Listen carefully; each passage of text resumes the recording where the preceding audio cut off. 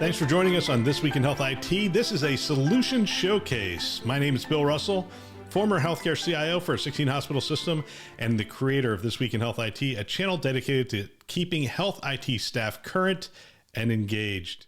Today, we are joined by David Logan, the CTO for Aruba Networks. Special thanks to our Solution Showcase sponsor for today, Aruba Networks, for choosing to invest in our mission to develop the next generation of health IT leaders. If you want to be a part of our mission, you can become a show sponsor as well. The first step is to send an email to partner@thisweekinhealthit.com. Just a quick note before we get to our show, we launched a new podcast, Today in Health IT. We look at one story every weekday morning and we break it down from a health IT perspective. You can subscribe wherever you listen to podcasts at Apple, Google, Spotify, Stitcher, Overcast, you name it, we're out there. You can also go to todayinhealthit.com. And now on to today's show. Today, we are joined by David Logan, the CTO for Aruba Networks. Good afternoon, David. Welcome to the show. Good day, everyone. Thanks. I appreciate the opportunity to be here, Bill. This will probably air in 2 weeks, but as we sit here today, there has been so much activity in the area of security and those kind of things. And one of the topics I want to sort of dive into with you is balancing security with usability and really delivering an end user experience that sits on top of the network. It's not as easy as it sounds, I don't think. It's not. It's a topic that we've talked about often in our almost 20-year existence, and it's a topic of almost every conversation we have at a CIO level, CISO level, on down into the IT infrastructure teams. It's interesting. I was reviewing the Skylake's medical center hack. They've put out some things which I really applaud them for sharing. But one of the first recommendations to them from the outside firm that came in was implement two-factor authentication. And I remember back in the day when I tried to implement two-factor authentication in healthcare, and it was not well received. Come on, man. It's simple. You got a phone, you just have everybody get an SMS message when they need to log in every time. Not a problem. I felt like, I don't know. I felt like I was trying to get my kids to eat broccoli again. It was really a challenge. Now we did it. We did it because really we had to. Our internal auditor really set the groundwork for us to get that implemented. And sometimes that's what you need is a strong push like that. Before we get into the conversation, tell us a little bit about your role at Aruba.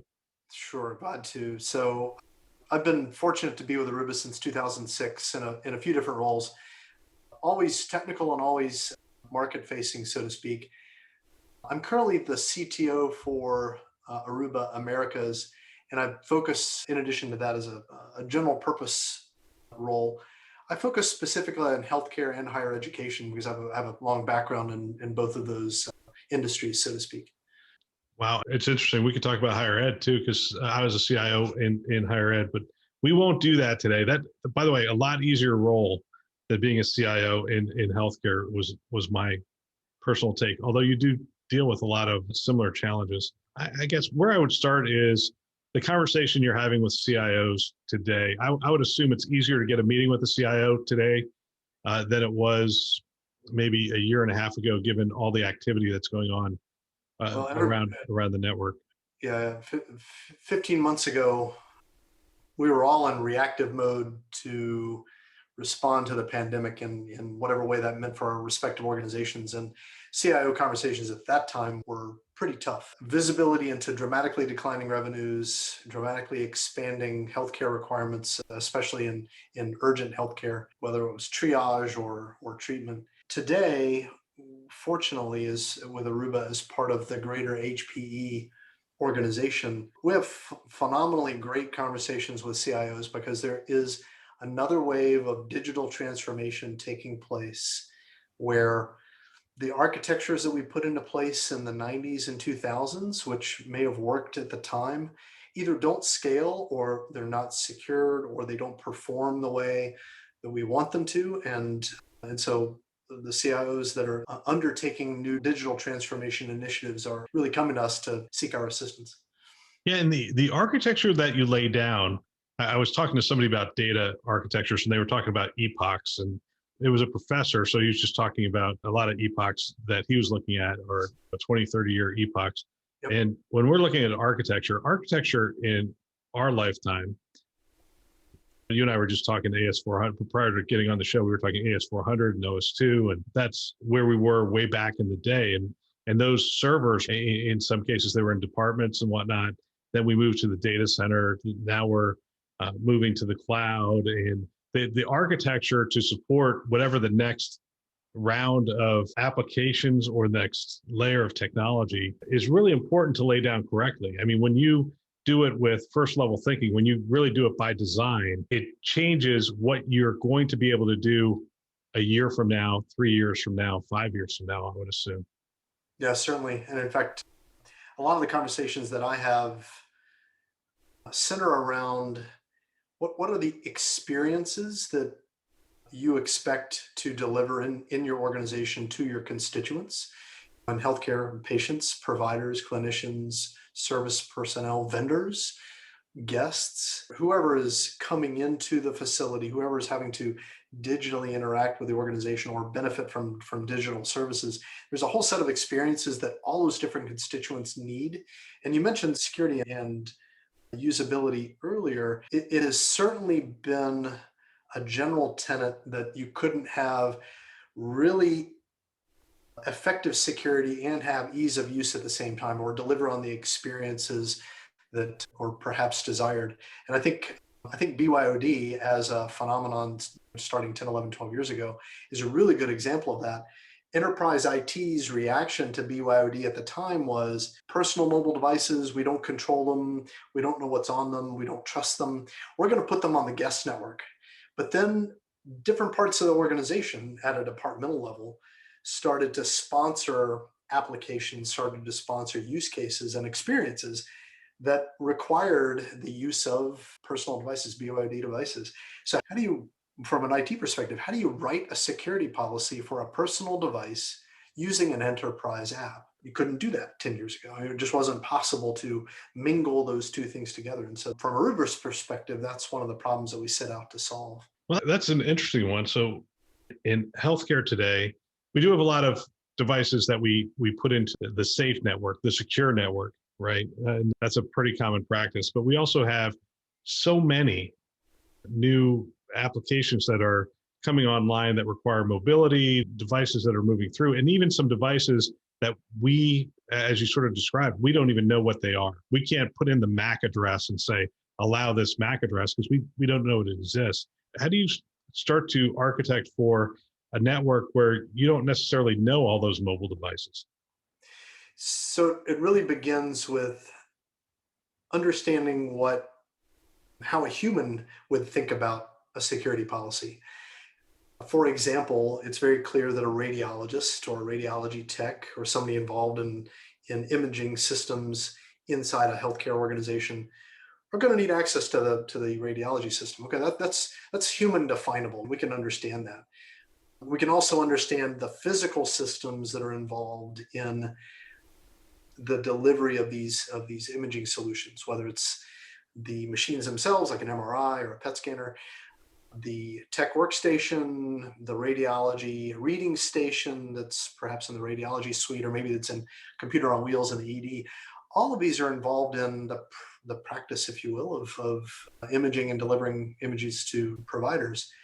That's all human understandable. And so that's really where it starts. You have to start with a human understandable concept, map that into applications, map that into devices and users, and then you find that there is a source of truth in the enterprise for users. It could be Active Directory, it could be something else.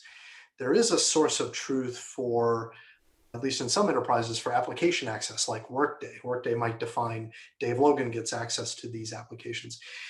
It's really important then for the network to be able to take advantage of those sources of truth and say, these professionals are involved in radiology, therefore they should have access to the radiology system, perhaps to the exclusion of any other user, or perhaps to the exclusion of any other device.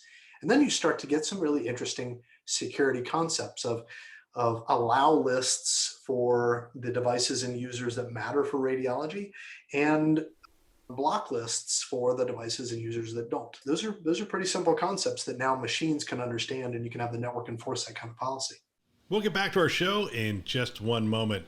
Every day you're using your skills to help end substance use disorders within your community.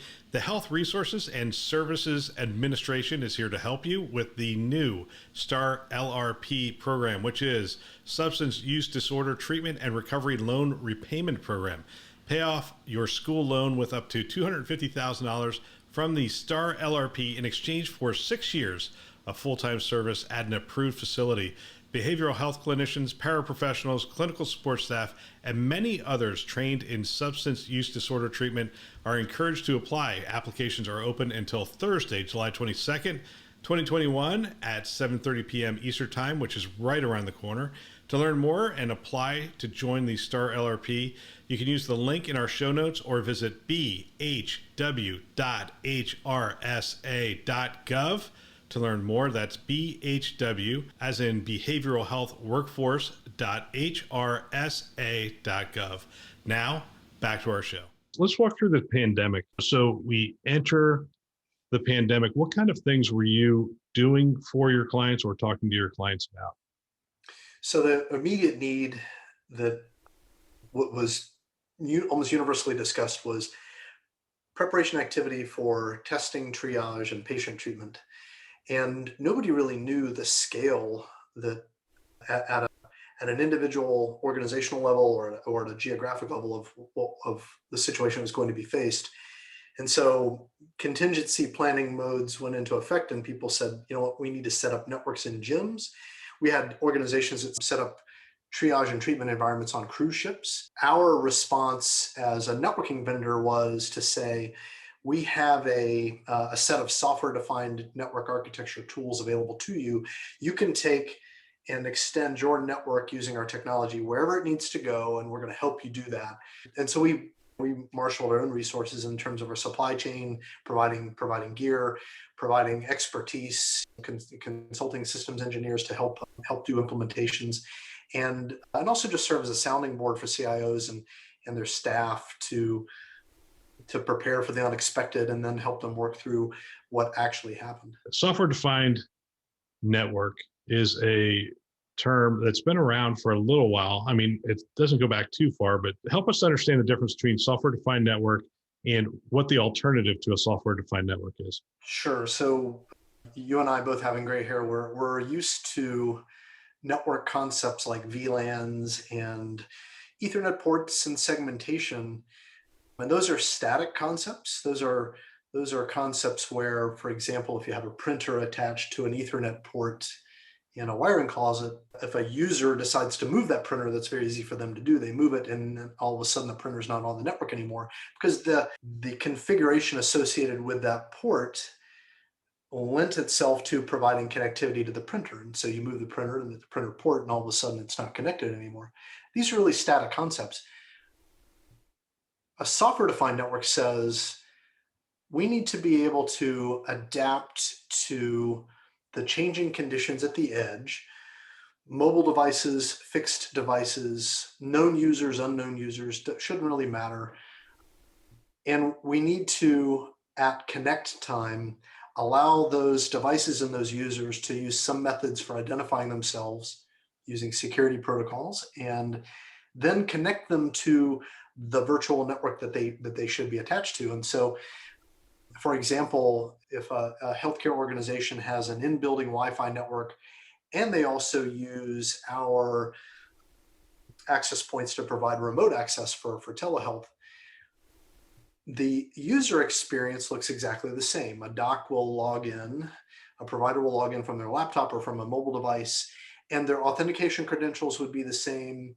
Their access to applications would be the same.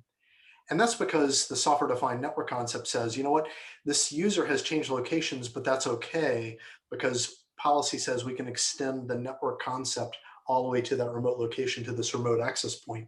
And we can use the internet as a backhaul mechanism to do that. That's fine. Let's nail up a tunnel. Let's tunnel their traffic back to some control point in the middle of the healthcare network and let them get access. And so ultimately, a software-defined network architecture says, let's abstract away the static concepts that we used to use, still use them because we need interoperability, but let's make them software programmable. Let's make them automatic. Let's make the user experience really easy. Let's make mobility a primary outcome. So that gives you a lot of flexibility. I remember back in the day, switches, ports, as you define them, we had simplified our network, and then our security professionals came in and said, you know what, you simplified it too much. And if somebody gets in here with a ransomware attack, they can move across the network a little too freely. And they wanted us to resegment the network and significantly do that. And we had one of those fixed architectures that you're talking about. And so we had to go in and put all the policies and things back into all the routers and the switches. And it's not that you can't manage those centrally, because you can, but it's complex. There's a lot to think about. It's not as flexible as you sort of described. And it doesn't really grow with you. So you go into a pandemic and they say, hey, do this, do this, do this. And all of a sudden you bring in your network person and you say, all right, we need to extend this network over here and whatnot. And they're doing all sorts of policy changes to the routers and switches. A software-defined architecture just sort of adapts as you move into that. Did you find that to be a significant benefit for your clients going into the pandemic? It really has been. If you look over the shoulder of a network administrator that is managing a network that professionals like you and I helped build 10 years ago, 20 years ago, and you ask them to create the ability for this remote location, like a gymnasium, to be connected up into the healthcare primary network architecture, so that EMR access could be provided or telemetry access could be provided, they would pound away on various CLI systems from their networking vendors to create new configuration concepts, new IP address schemes, new access control lists to provide security. And they would configure boxes and hand them to people and say, okay, when you get out there, you got to do all these 18 steps. And what that really creates an opportunity for, really creates a condition for, is error, because it's really easy to mess up this 500 lines of new CLI code, if you will, that was just created. It requires an expert to go out and actually deploy this network in this facility that's probably not even owned or physically controlled by an entity. And so the challenges were very significant. In Aruba's architecture, some of the same concepts still exist, like an access control list is an access control list, but it's possible to abstract that away and use, again, human concepts like usernames and application names and device types like Apple iPhone, and use those in policy definitions so that a machine system, a piece of software, can actually build the access control list. And when you have a machine system automate the process of building a configuration and pushing out a configuration, you get two things. You get humans removed from the tedium of creating these configurations, and you get the ability to deliver that configuration wherever it needs to go. And if it needs to go remote, it goes remote. If it needs to stay local, it stays local. And so you can automate the process of standing up a brand new network as long as it's got basic IP connectivity, because the system can say, hey, I just went live. Can you give me my config? Yes, here it is. Let me validate that. Yep, it's valid. Okay, go. That doesn't require humans other than plug them in and turn them on. I was CCNP certified back in the day without mentioning the vendor's name. And those command line interfaces that we use to build those things out, I mean, it's amazing to me to think about having the network be smart enough to auto configure devices, to pull across. I mean, we were able to do that before, to auto configure devices and pull across access control lists and those kinds of things, but not to the level we are today. I mean, when you talk about the pandemic, there was a lot of people going remote. There was a lot of remote locations. Describe what it's like to extend the network in the new era. So with software-defined networks and specifically with Aruba's architecture, literally when we revamped our supply chain, so to speak, and pivoted some of our manufacturing process to opt for physical products that are meant to be remote deployed or deployed in a home, for example. That was really the only major change that we needed to go through in order to then enable our customer base to be able to react to the pandemic and build remote networks of any kind, of any size, in any location. And so literally what then happened, we had organizations come to us and say, hey, we need to stand up all these remote sites. It's for our employees. We need 2,000 employee homes lit up. And so they would buy 2,000 access points from us. Our access points have Ethernet ports on them. They have Wi-Fi radios in them, obviously.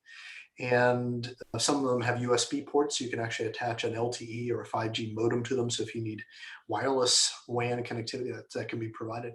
But literally, they would give them out to their end users and say, go home, plug this into your internet connection at home. Or if you don't have one, here's this USB LTE dongle, plug it in from Verizon, plug it in from AT&T. And then within 5 minutes or so, that device is going to connect up to Aruba's cloud infrastructure, validate its basic customer configuration, and then it will connect up to our network, and then you're going to get a secured, tunneled experience from your home back into our network. And so we talk about that as extending the enterprise network out to the end user, just as if they were in their office. And so they can attach VoIP phones, they can attach printers, they can attach specialized devices like a Philips telemetry monitoring system, whatever it is they can attach. And literally the experience is plug it in, turn it on, give it 5 minutes, and you've got the hospital SSID running in your home. Wow. And the other thing I liked about software-defined networks was just the agility. I mean, literally you could come up with new capabilities, you can enable new capabilities and roll those things out pretty rapidly. And I'd imagine the pandemic gave you some opportunities to do that as well. It allowed us to solidify architectures that will ultimately be even more strategic in the long term, even more important in the long term. Healthcare organizations have gone through cycles of merger and acquisition activity for decades, and we'll continue to see cycles of this. And one of the common sticking points / challenges is the ability to integrate two different disparate IT networks together. Organization A and Organization B, they've been running for some period of time independently, and now there's an expectation from the CFO that they will be blended together, and common services will be available from both locations, and there'll be a common architectural approach. Well, again, back to the discussions of legacy architectures versus software-defined architectures. Legacy architectures don't really allow for a lot of flexibility in how those systems would be merged together. It really comes down to resetting how one organization's systems are configured from the bottoms up and reconfigure them to some master architecture that both organizations can agree on.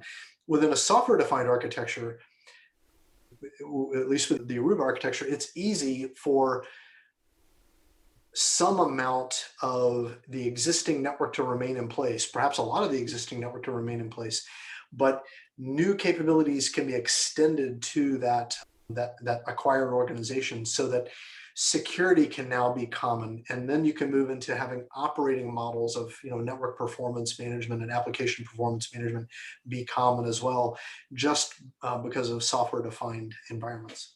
So you're doing that on Aruba and a third-party network as well.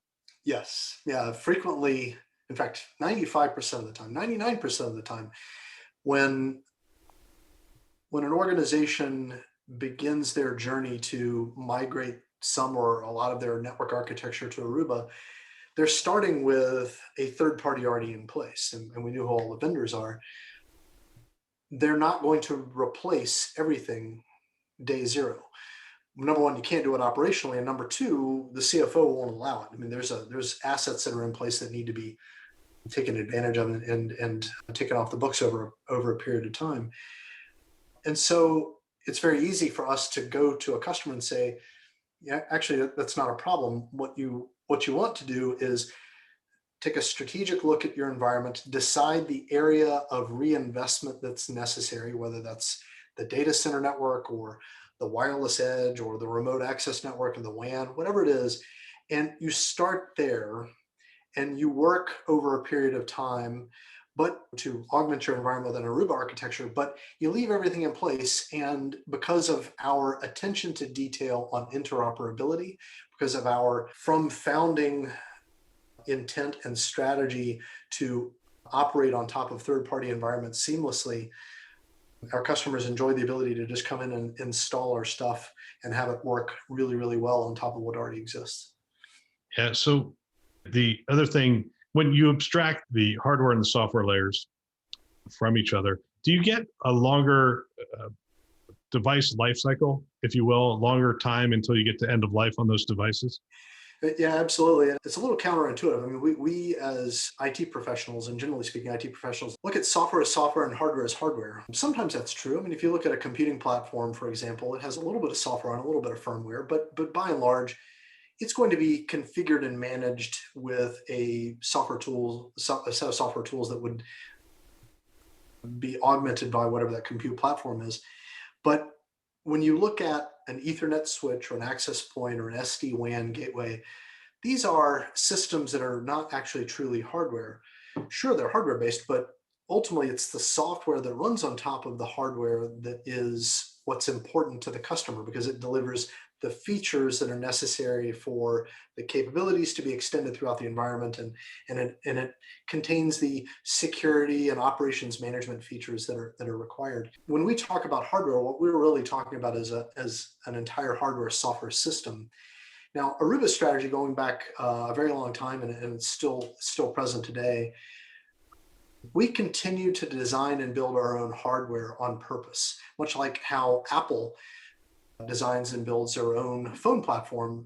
It's because they want the user experience to be great, and it's because they want the software that they build to run exactly the way they want it to on that piece of hardware.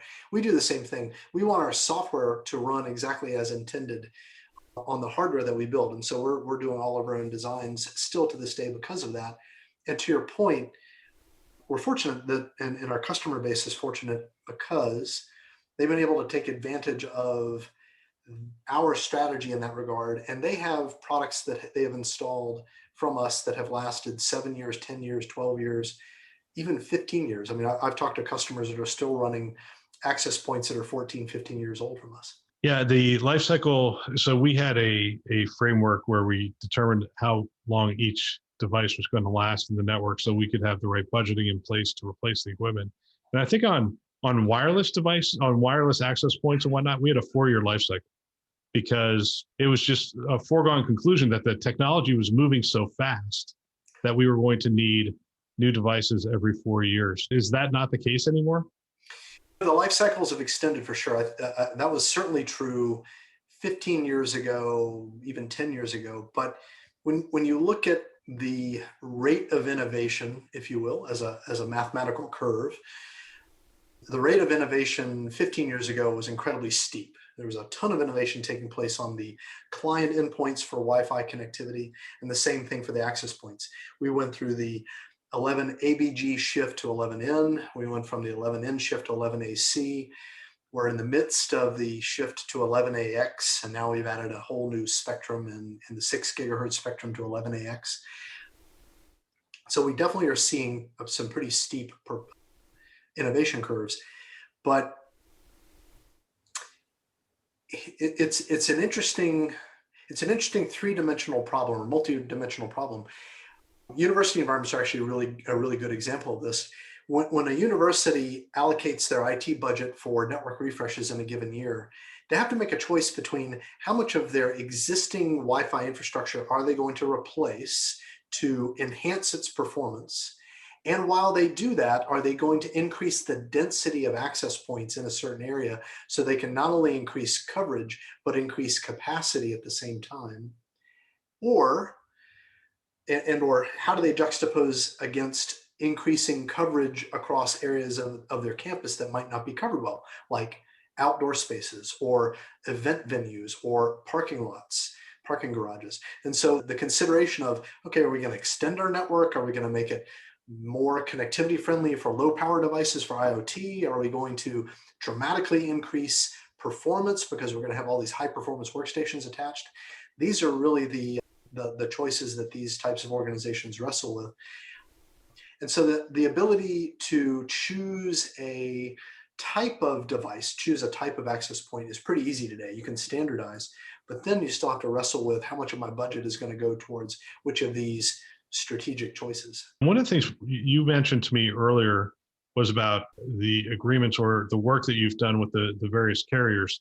And I found that interesting, especially in a hospital setting.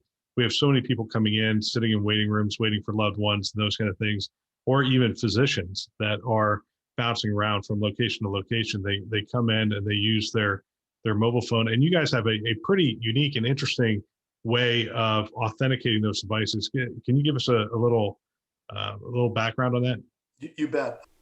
And I'll apologize ahead of time. I might nerd out really heavy on this because I think it's really fascinating at an organizational level and at a IT services and at a technology level. The basic premise is pretty simple. It should be really easy for a patient or their family or a guest or a vendor to come into a healthcare facility and get easily connected up to the guest network, which we all are operating these days, easily and seamlessly. 99% of organizations today are using captive portals, or maybe they have an open guest network because they're just tired of dealing with it, or maybe they have a mechanism where a guest will need to register and they'll get an email with some temporary credentials. They're going to have some sort of guest management system. Putting aside some of the useful aspects of that, like security and safety and the like, it's not a great user experience because you've got to go through a multi-step process to get temporary access to a resource. If the cellular coverage in a building is good enough, the users aren't going to do it. They're just going to use their cell provider because data plans are pretty cheap these days.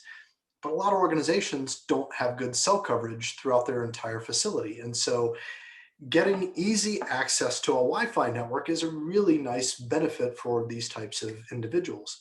And so we've implemented a solution in partnership with the cellular wireless industry, and it's based on an industry standard called Passpoint.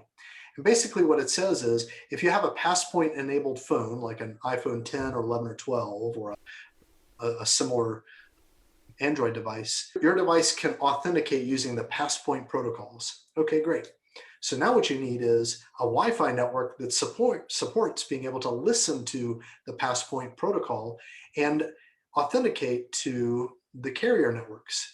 And so what Aruba did, using Aruba Central, which is our cloud management platform and our cloud services platform, we formed technical relationships with all of the carriers so that an end organization, a healthcare organization, can subscribe to this authentication service from Aruba that allows users to come in with their personal devices, and as long as they have a valid subscriber relationship with Verizon or AT&T or T-Mobile or whoever, they're going to automatically and seamlessly authenticate to that carrier using their carrier's credentials to the local Wi-Fi network. And so what's interesting about this is, and this is the geeky organizational IT services part, this means that we're actually federating networks together. We are using the healthcare's Wi-Fi network, what we in the industry would call a radio network or a radio access network, but we're authenticating using a third party. We're authenticating using the carrier. The carrier trusts Dave Logan, the carrier trusts Bill Russell, they trust our devices, and they say, you know what, that is Dave Logan's device and he's trying to authenticate to UNC Healthcare, let's let him do it. And the process is instantaneous. And so this ability to federate user knowledge and subscriber knowledge and security policy knowledge from one party, but then allow access into another party's environment, and this federation process, this is really what's going to drive innovation over the next 10 years. Think about IoT systems, think about other vendors coming in and wanting to deploy their own tech inside a hospital. Federation is going to be, and orchestration are going to be the two key words that make this all happen. Federation and orchestration. So federation, sharing those credentials and giving that the ability to work across networks. Orchestration, in what way orchestration? Well, it's really necessary to orchestrate, and in this case, using Aruba Central as a services platform, it's necessary to orchestrate two different organizations systems at the same time. I walk into UNC Healthcare, my device sees a Passpoint SSID being advertised. My device requests Passpoint access. It says it's a Verizon device. The system that's locally running in the healthcare facility signals to Aruba Central, hey, this device is trying to authenticate. Here's his credentials. Is it authentic? Oh, Aruba Central will go and communicate with Verizon. Is this device authentic? Yes, it is. So this is the orchestration, in this case, of authentication and access control, which traditionally has been an inside a single enterprise function only. But now we're doing security orchestration amongst organizations themselves.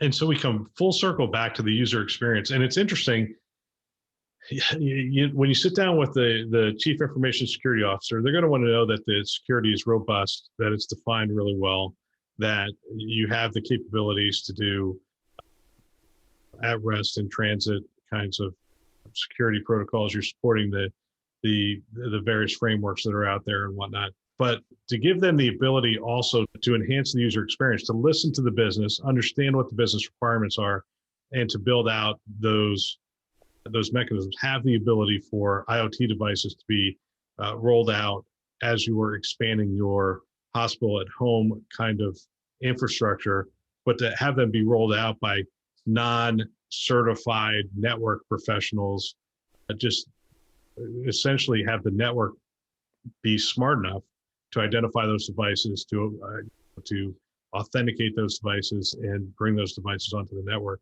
I would think that's a significant opportunity or leg up for a lot of these changing business models in healthcare. Completely. When you can enable an environment where the CIO can say yes, can say, no problem, I'm sure we can support that. We just need to answer these 3 questions. When they can go to a vendor and say, we've recently changed architectures and you no longer have to go through a strenuous in-lab technology evaluation process. You just need to give us a couple of days to profile a couple of things about your product and your devices.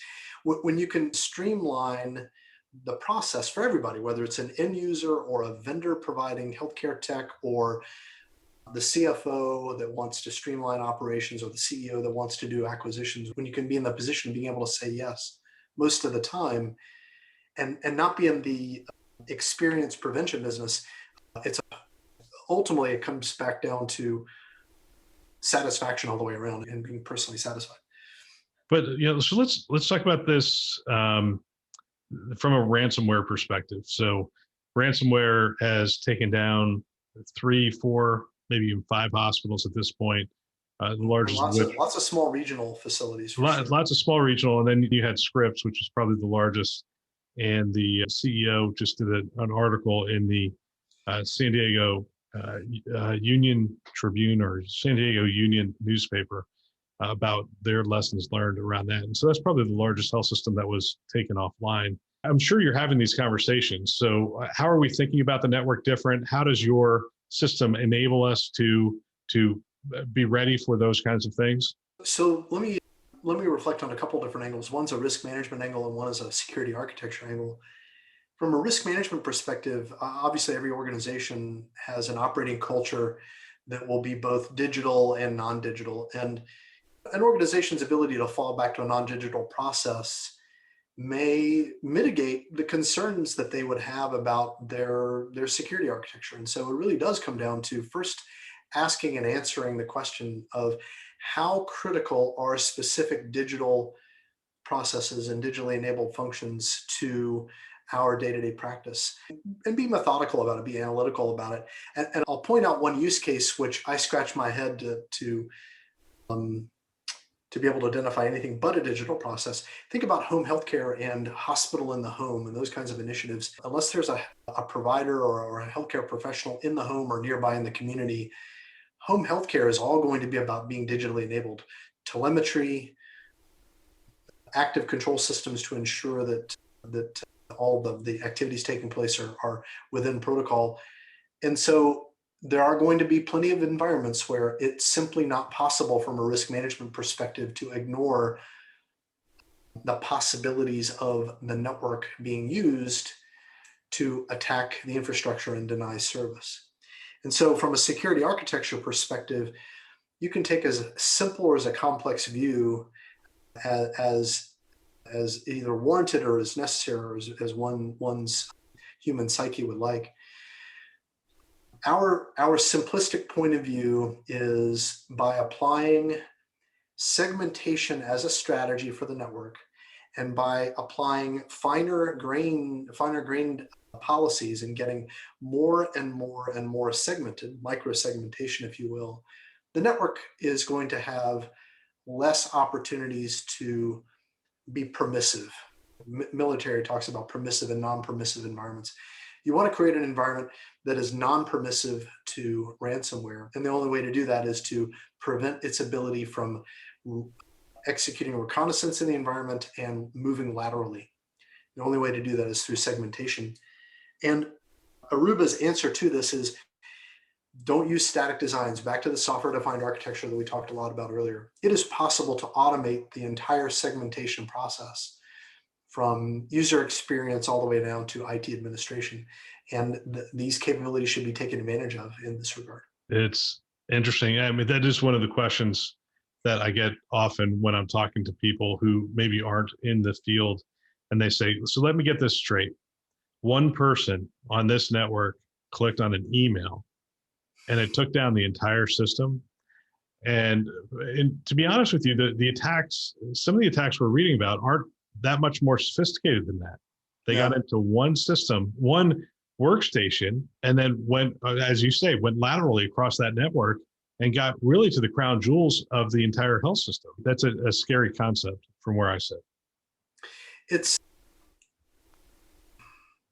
is a scary concept. And we used to take a position going back a few years that using concepts like role-based access control and escalating privilege management using multi-factor authentication, those kinds of capabilities were absolutely important to investigate, absolutely important to consider as part of a security architecture, but we weren't particularly forceful about the position or the point of view.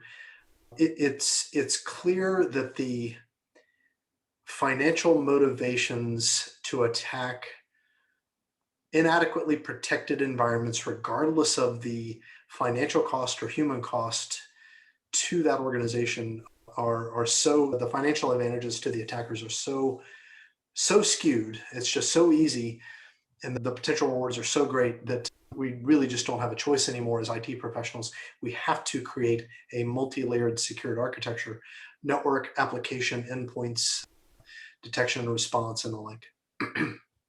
You know, I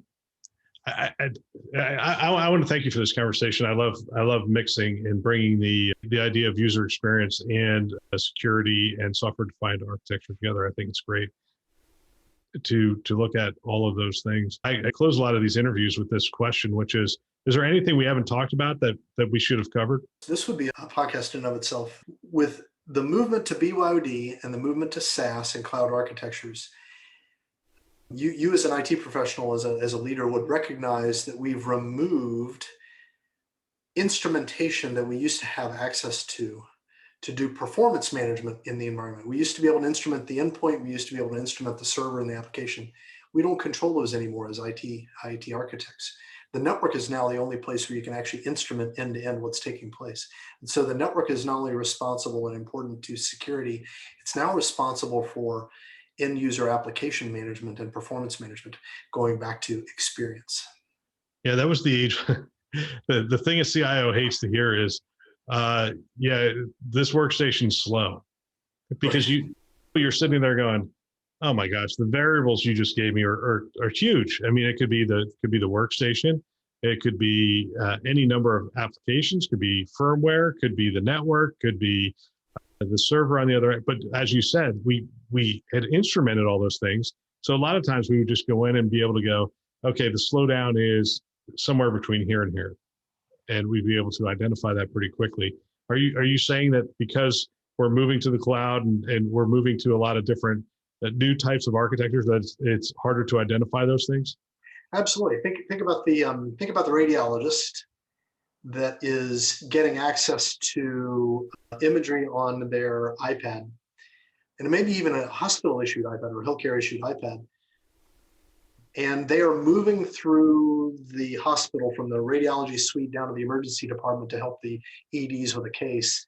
And they're doing a read while they're physically moving around, just to get a preview to see what's going on. And they have a lag, they have a performance problem where the images aren't coming through very well. They're going to file a help desk ticket if it reaches a certain escalation point. There's no instrumentation on that iPad that's available to IT staff to help them understand what's going on. If the PACS system is running in a cloud hosted environment, there's no instrumentation in the PACS system to tell them what's taking place there on the servers, in the application stack itself, between all the application elements. So where is the IT staff going to look? They're going to have to use the network as a single point of instrumentation to look in both directions simultaneously. When we used to hear that kind of stuff, one of the first things we did is we put a sniffer on the network, and tried to identify what was going on, especially when we knew it was a communication problem. Yep. And the people that could look at the packets, identify those things, they were brilliant to me. They were like detectives. They'd be looking at some packets and essentially tell us exactly what was going on. There's a conflict here, or there's a slowdown here, and that kind of stuff. It was pretty amazing stuff. Aruba has, I think, one of the most identifiable logos in the industry, with the bright orange. Do you consider those Halloween colors, orange and black? They are bold, that's for sure. Halloween is certainly a fun time in the office. Not so much last year, but generally speaking. The naming of Aruba has an interesting origin. The founders came from other prominent networking vendors, and they wanted to choose a name thematically that meant that our customers could go to a place of happiness, to go to a place of comfort and support.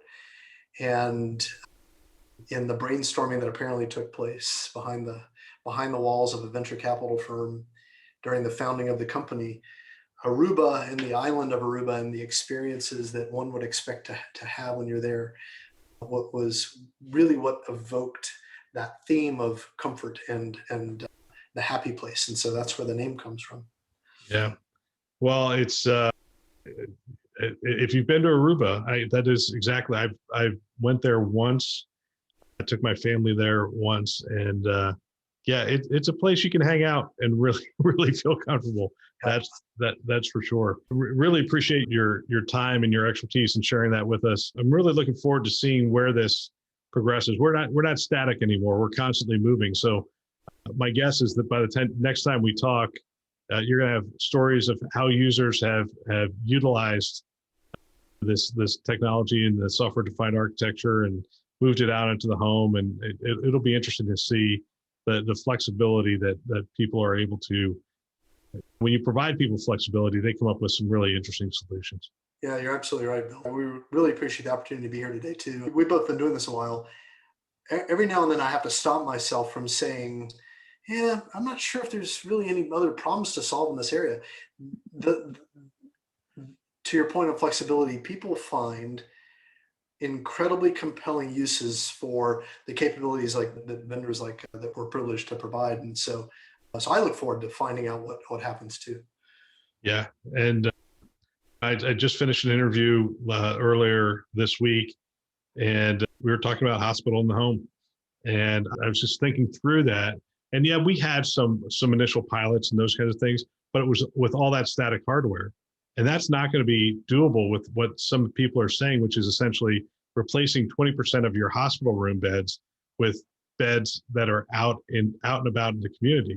And those beds are going to shift from that home to that home over time. But 20% of your beds at any given one time that you're monitoring centrally are going to be flexible. They're going to change from location to location. It's going to require that level of flexibility and ease to enable that new paradigm that's right around the corner. Yeah, absolutely. All right, David, thanks for your time. Really appreciate it. Thank you, Bill. Great to see you. What a great discussion. If you know of someone that might benefit from our channel, from these kinds of discussions, please forward them a note. Perhaps your team, your staff. I know if I were a CIO today, I would have every one of my team members listening to this show. It's conference level value every week. They can subscribe on our website, thisweekhealth.com, or they can go wherever you listen to podcasts, Apple, Google, Overcast, which is what I use, Spotify, Stitcher, you name it, we're out there. They can find us. Go ahead, subscribe today, send a note to someone, and have them subscribe as well. We want to thank our channel sponsors who are investing in our mission to develop the next generation of health IT leaders. Those are VMware, Hillrom, Starbridge Advisors, Aruba, and McAfee. Thanks for listening. That's all for now.